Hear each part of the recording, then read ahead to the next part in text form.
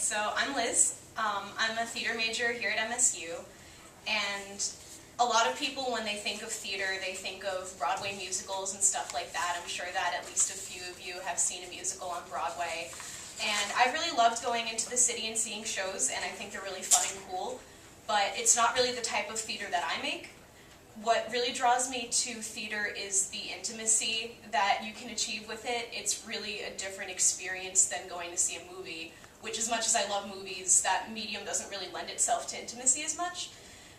It's really a different experience to go to a live play and see someone like burst into tears or become overjoyed or really have an emotional experience 5 feet in front of you, rather than on a big screen that's made for millions of people to watch.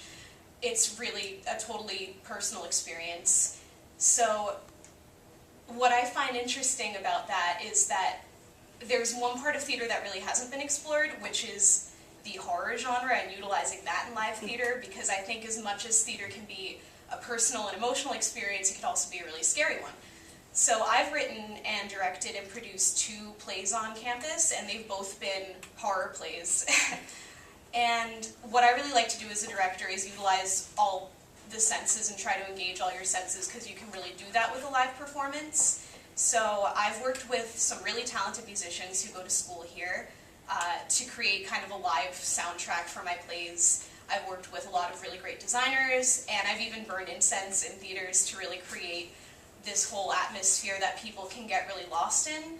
And the effect is really effective.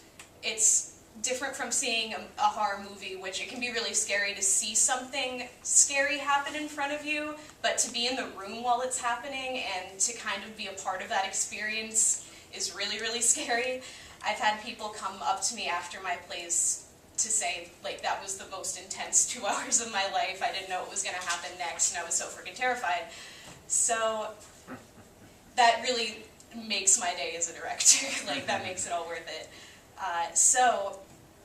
I'm not really that cemented in any specific medium yet. As a visual artist, I just want to kind of explore my options and see everything that I can do as an artist. But I think my heart will always be in theater, because I think it's really a shame that it's kind of a dying art and that we've really been doing the same thing with theater for the past 50 years, because I think there's so much more that can still be explored in that medium. And I'd really like to make it a special and unique experience for anyone who goes to see a play, whether or not they're like a theater person. But yeah, that's me, and thanks for listening.